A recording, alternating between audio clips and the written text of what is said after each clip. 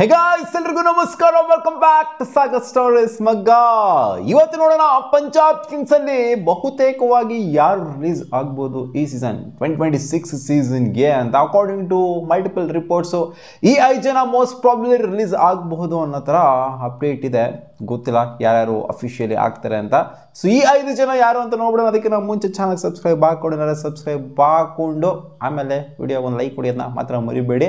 So ಏನಂತ ಪುಡಾಂಗ್ ನೇಮ್ಸ್ಗಳು, so called ನೇಮ್ಸ್ಗಳೆಲ್ಲ ಏನೂ ಇಲ್ಲ ಅಲ್ಲಿ ರಿಲೀಸ್ ಆಗುವಂಥದ್ದು. ಯಾಕಂದರೆ Punjab kings most successful franchise.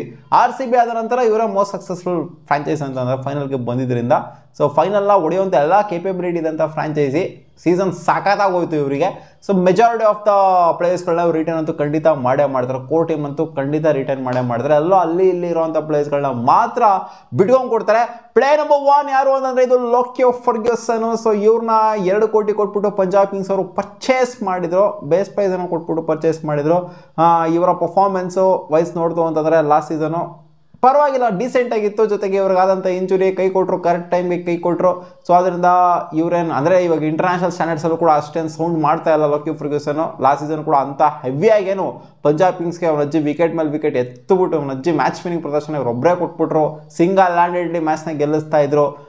Bowling ಅಂತ ಬಂದಾಗ ಅನ್ನೋ ಥರ ಎಲ್ಲ ಏನೂ ಇಲ್ಲ. ಅದರಿಂದ ಇವ್ರಿಗೆ ನಾವು ಬೆಟರ್ ಪ್ಲೇಯರ್ನ ನೋಡ್ತಾ ಇರ್ತಾರೆ. ಅದಕ್ಕೋಸ್ಕರ ಲೋಕಿ ಫರ್ಗ್ಯೂಸನ್ನ ಕಳಿಸ್ಬಿಟ್ಟು ಬೇರೆ ಓವರ್ಸೀಸ್ ಪ್ಲೇಯರ್ನ ಅಂದರೆ ಬೌಲರ್ನ ಹಾಕೊಳ್ಳೋಣ ಅನ್ನೋ ಥರ ಇರಬಹುದು according to reports. And player number 2 it's ನಮ್ಮ RCB ಎಕ್ಸ್ ಪ್ಲೇಯರು. ಪಂಜಾಬ್ ಕಿಂಗ್ಸ್ಗೂ ಎಕ್ಸ್ ಆಗುವಂಥ ಸಾಧ್ಯತೆ ಇದೆ. Vijay Kumar Vyshak last season impact player ಆಗಿ ಇವ್ರನ್ನ ಆಡಿಸ್ತಾ ಇದ್ರು. ನೋಡಿರ್ತೀರ ಲಾಸ್ಟ್ ಸೀಸನ್ನು ಆ್ಯಕ್ಚುಲಿ RCBನ ಸಖತ್ತಾಗಿ ಇವ್ರಿಗೆ ಆಪರ್ಚುನಿಟಿ ಕೊಟ್ಟಿದ್ರು. ಇಲ್ಲಿ ಪಂಜಾಬ್ ಕಿಂಗ್ಸ್ಗೆ ಹೋದಾಗ 5 ಮ್ಯಾಚ್ ಆಪರ್ಚುನಿಟಿ ಕೊಟ್ಟಿದ್ದಾರೆ. 5 ಮ್ಯಾಚಲ್ಲಿ ಇವ್ರು ಎತ್ತಿರುವಂಥದ್ದು 4 ವಿಕೆಟ್ಸು ಅಷ್ಟೇ. ಆದ್ದರಿಂದ ಏನಂತ ಹೆವಿ ಸ್ಟ್ಯಾಟ್ಸಲ್ಲಿ ಮೇಂಟೈನ್ ಮಾಡಿಲ್ಲ. ಜೊತೆಗೆ 10.9 ಇದೆ ಇವರ ಎಕಾನಮಿ ಅನ್ನುವಂಥದ್ದು. ಸೊ 10 ಮೇಲಿದೆ. ಜೊತೆಗೆ 5 ಮ್ಯಾಚಲ್ಲಿ 4 ವಿಕೆಟು ಅಂತಂದರೆ ಅದು ಕಡಿಮೆನೇ ಆಯಿತು. ಅದಕ್ಕೋಸ್ಕರ ವಿಜಯ್ ಕುಮಾರ್ ವೈಶಾಖ್ನ ಬಿಡುವಂಥ ಎಲ್ಲ ಸಾಧ್ಯತೆ ಇದೆ. ಇವ್ರನ್ನ 1.9 CR ಕೊಟ್ಬಿಟ್ಟು ತೊಗೊಂಡಿದ್ರು. RCBಯಲ್ಲಿ ಸಾಕಾಗಿ ಪರ್ಫಾರ್ಮ್ ಮಾಡಿದ್ರಿಂದ ಸೊ ಇವರ ಪರ್ಫಾರ್ಮೆನ್ಸು ಅಷ್ಟರ ಮಟ್ಟಿಗೆ ಇಲ್ಲದೆ ಇರೋದನ್ನ ಬಿಡಬಹುದು ಅನ್ನೋ ಸೌಂಡ್ ಆಗ್ತಾ ಇದೆ. ನೋಡೋಣ ಬಿಡ್ತಾರೋ ಬಿಡೋದಿಲ್ವ ಅಂತ. And player number 3 Vishnu Vinod. ಈ ಡೊಮ್ಯಾಸ್ಟಿಕ್ ಪ್ಲೇಯರ್ನ ಖಂಡಿತ 100% ನನಗೇನೋ ಅನ್ನಿಸ್ತಾ ಇದೆ ಬಿಟ್ಟೇ ಬಿಡ್ತಾರೆ ಅಂತ. ಇವ್ರನ್ನ ತೊಗೊಂಡಿದ್ದೆ ಏನೋ ಒಂಥರ ತಗೊಳ್ಳೇಬಾರ್ದಾಗಿತ್ತು. ಹಂಗೆ ನೋಡೋಕೆ ಹೋಯ್ತು ಅಂದರೆ ವಿಷ್ಣು ವಿನೋದ್ನ ತೊಗೊಂಡಿದ್ರು. ಸುಮ್ಮನೆ ಅವನ ಅಜ್ಜಿ ಡಗೌಟಲ್ಲಿ ಹಂಗೆ ಕಾವು ಕೊಡ್ಸಿದ್ರು ಅಷ್ಟೇ. ಎಷ್ಟು ಇವನ್ನ 95 ಲಕ್ಷ ಕೊಟ್ಬಿಟ್ಟು ತೊಗೊಂಡಿದ್ರು ಅಷ್ಟೇ. ಆ್ಯಂಡ್ ಇವರೆಲ್ಲೋ ಫಿಟ್ ಆಗ್ತಾರೆ ಅಂತ ಸ್ಕ್ವಾಡಲ್ಲಿ ನನಗಂತೂ ಅನ್ನಿಸ್ತಾ ಇಲ್ಲ. ವಿಷ್ಣು ವಿನೋದ್ಗೆ ಇವ್ರು ಆಪರ್ಚುನಿಟಿ ಕೊಡೋ ಥರ ಕಾಣಿಸ್ತಾ ಇಲ್ಲ. ಸುಮ್ಮನೆ ಬೇರೆ ಟೀಮ್ ಪಿಕ್ ಮಾಡ್ತಾರೆ ಅಂತ ಕೂಡ ಅನ್ನಿಸ್ತಾ ಇಲ್ಲ ವಿಷ್ಣು ವಿನೋದ್ನ. ಸೊ ಡೊಮ್ಯಾಸ್ಟಿಕ್ ಸೀಸನ್ ಏನೋ ಅಲ್ಪ ಸ್ವಲ್ಪ ಹಂಗೆ ಹಿಂಗೆ ಆಡ್ತಾರೆ. ಅದು ಬಿಡುತ್ತೋ ಅಂದರೆ T20ಸಲ್ಲಿ ಇವರು ಪ್ರೂವನ್ ಆಗಿದ್ದಾರೆ ಅನ್ನೋ ಥರ ಎಲ್ಲ ಏನೂ ಇಲ್ಲ. ಸೊ ಅದರಿಂದ 100% ಇವ್ರನ್ನ ಬಿಟ್ಟೇ ಬಿಡ್ತಾರೆ ಅಂತ ಅಂದ್ಕೊಂಡಿದ್ದೀನಿ.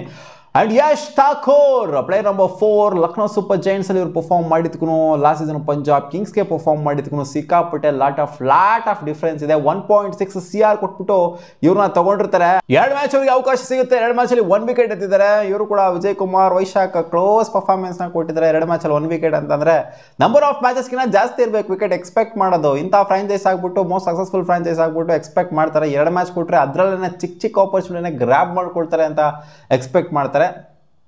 ಸೊ ಇವರು ಅಷ್ಟು ಮಟ್ಟಿಗೆ ಕಾಣಿಸ್ಕೊಂಡಿಲ್ಲ. 1.6 CR ಜೊತೆಗೆ ವಿಜಯ್ ಕುಮಾರ್ ವೈಶಾಖ್ 1.9 CR. ಸೊ ಇಬ್ಬರೂ ಕೂಡ ಬಿಡುವಂಥ ಸಾಧ್ಯತೆ ಎದ್ದೆದ್ದು ಕಾಣಿಸ್ತಿದೆ. ಯಾಕಂದರೆ ಡೊಮ್ಯಾಸ್ಟಿಕಲ್ಲಿ ಒಳ್ಳೊಳ್ಳೆ ಪ್ಲೇಯರ್ಸ್ ಸಖತ್ ಪ್ಲೇಯರ್ಸ್ಗಳು ಸಿಗ್ತಾರೆ ಗುರು. ಇವ್ರಿಗಿನ ಬೆಟರ್ ಪ್ಲೇಯರ್ಸ್ಗಳು ಅವ್ರನ್ನ ಬಲೆ ಹಾಕೋಣ ಅನ್ನೋ ಥರ ಇಯರಿಂದ ಇಯರ್ಗೆ ಪ್ಲೇಯರ್ಗಳು ಡೆವಲಪ್ ಹಾಕೊಂಡು ಬರ್ತಾ ಇರ್ತಾರೆ. ಅವ್ರಿಗೆ ಬಲೆ ಹಾಕೋಣ ಅನ್ನೋ ಥರ ಅನ್ಕೊಂತ ಇರ್ತಾರೆ. Player number 5 Glenn Maxwell release ಮಾಡಬೇಕು ಅಂತ ಅನ್ಕೊಂತ ಇದ್ದಾರೆ. PBKS ಅಂತ ಏನಕ್ಕೆ ಇಟ್ಕೋಬೇಕು ಗ್ಲೆನ್ ಮ್ಯಾಕ್ಸ್ವೆಲ್ನ? ಲಾಸ್ಟ್ ಸೀಸನ್ ಊಷ್ಟು ನಮ್ಮ RCBಗೆ ಕಂಪ್ಲೀಟ್ಲಿ ಊಷ್ಟು. ಲಾಸ್ಟ್ ಸೀಸನ್ ಪಂಜಾಬ್ ಕಿಂಗ್ಸ್ ಅಂತೂ ಕೇಳಂಗೇನೆ ಇಲ್ಲ. ಅದೇನೋ ನಮ್ಮ RCBಗೆ ಬಂದ 1-2 ವರ್ಷ ಮಾತ್ರ ನೋಡಪ್ಪ ಮಿಂಚಿದ್ರು. ಅದಾದಮೇಲೆ ಊಷ್ಟು ಇವಾಗ ಹೋಗ್ಬಿಟ್ಟು ಅದೇನೋ ನ್ಯಾಷನಲ್ ಟೀಮಿಗೆ ಮಾತ್ರ ಚೆನ್ನಾಗಿ ಆಡ್ತಾರೆ. ಇಲ್ಲಿ ಬಂದರೆ ಡುಬಾಕ್ ಆಗ್ತಾರೆ. ಆ ಥರನೇ ಪರ್ಫಾರ್ಮ್ ಮಾಡಿದ್ದು. ಲಾಸ್ಟ್ ಸೀಸನ್ 48 ರನ್ನ ಹೊಡೆದಿದ್ದಾರೆ. ಇವ್ರಿಗೆ ಆಪರ್ಚುನಿಟಿ ಅನ್ನೋದು ಎಷ್ಟು ಮ್ಯಾಚ್ ಸಿಕ್ಕಿದೆ? 7 ಮ್ಯಾಚಸ್, 7 ಮ್ಯಾಚ್ ಅವಕಾಶ ಸಿಕ್ಕಿದೆ. 7 ಮ್ಯಾಚು ಕೂಡ ಬ್ಯಾಟಿಂಗ್ ಆಡಿದರೆ 48 ರನ್ನ ಹೊಡೆದಿದ್ದಾರೆ. ವರ್ಸ್ಟ್ ಆಗಿದೆ ಇವರ ಬ್ಯಾಟಿಂಗ್ ಅಂತೂ. 4 ವಿಕೆಟ್ನೇ ಎತ್ತಿದ್ದಾರೆ. ಸೊ ಇವರು ಬೌಲಿಂಗಲ್ಲೇ ಸ್ವಲ್ಪ ಕಾಂಟ್ರಿಬ್ಯೂಟ್ ಮಾಡಿದ್ದಾರೆ ಅಂತ ಅನ್ಕೊಬೇಕಷ್ಟೇ. ನಮ್ಮ RCBಗೆ ಆಗಿರಲಿ ಲಾಸ್ಟ್ 2 ಸೀಸನ್ ನಮ್ಮ RCBಗೆ ಜೊತೆಗೆ ಈ ಟೀಮ್ಗೆ ಆಗಿರಲಿ ಏನು ಕೂಡ ಗುಡ್ಡೆ ಹಾಕಿಲ್ಲ. ಇವ್ರನ್ನ 4.2 ಕೋಟಿ ಕೊಟ್ಬಿಟ್ಟು ಚಿಕ್ಕ ಬೆಲೆಗೆ ತೊಗೊಂಡಿರ್ತಾರೆ. ಸೊ ಇವರು ಏನಾದ್ರು ಈ ಸಲ ಆಕ್ಷನ್ಗೆ ಹೋದ್ರು ಅಂತಂದರೆ ಇದಕ್ಕಿಂತ ಕಮ್ಮಿಗೆ ಹೋಗುವಂಥ ಸಾಧ್ಯತೆ ಇರುತ್ತೆ. ಬೇಸ್ಗೆ ಪ್ರೈಸಿಗೆ ಪಿಕ್ ಮಾಡ್ತಾರೆ ಅನ್ನೋ ಥರ ಡೌಟ್ ನನಗೆ. ಯಾಕಂದರೆ ಲಾಸ್ಟ್ ಸೀಸನ್ನೇ ಈ ಡಿಮ್ಯಾಂಡ್ ಇರಲಿಲ್ಲ 4.2 CR. ಆರ್ ಸಿ ಬಿ ಗಾಡಿದ್ ನೋಡ್ಬಿಟ್ಟು ಇವಾಗ ಪಂಜಾಬ್ ಕಿಂಗ್ಸಿಗೆ ಗಾಡಿದ್ ನೋಡ್ಬಿಟ್ಟು ಯಾವ ಫ್ರಾಂಚೈಸ್ ಡಿಮ್ಯಾಂಡ್ ಇಡ್ತಾರೆ ಮ್ಯಾಕ್ಸ್ವೆಲ್ಗೆ, ಖಂಡಿತ ರಿಲೀಸ್ ಆಗುವಂಥ ಸಾಧ್ಯತೆ ಇದೆ. ಸೊ ಇವ್ರನ್ನೆಲ್ಲ ಬಿಡ್ತು ಅಂತ ಹೆವಿ ಅಮೌಂಟ್ ಏನು ಪಂಜಾಬ್ ಕಿಂಗ್ಸಿಗೆ ಬರೋದಿಲ್ಲ. ಸೊ ಲಿಮಿಟೆಡ್ ಅಮೌಂಟನ್ನು ಪಂಜಾಬ್ ಕಿಂಗ್ಸ್ಗೆ ಬರೋದು. ಆರ್ ಸಿ ಬಿ ಜೊತೆಗೆ ಪಂಜಾಬ್ ಕಿಂಗ್ಸು ಈ ಸೀಸನ್ ಆಪ್ಷನಲ್ಲಿ ಹೆವಿ ಮಾಡೋವಂಥದ್ದೆಲ್ಲ ಏನಿರಲ್ಲ, ಅಲ್ಪ ಸ್ವಲ್ಪ ಮಾಡಬೇಕು. ಸ್ವಲ್ಪನ ಈ 5 ಜನ ರಿಲೀಸ್ ಮಾಡೋದ್ರ ಮೂಲಕ ಮಾಡ್ತಾರೆ ಅನ್ನೋ ಕಾಣಿಸ್ತಿದೆ ಪಂಜಾಬ್ ಕಿಂಗ್ಸ್ ಅವರು. ನಿಮಗೆ ಅನಿಸುತ್ತೆ ಈ 5 ಜನ ರಿಲೀಸ್ ಆಗ್ತಾರೆ ಅಂತ ಅನಿಸಿದೆ ಅಥವಾ ಇಲ್ವಾ? ಕಾಮೆಂಟ್ ಸೆಕ್ಷನಲ್ಲಿ ಹಾಕಿ.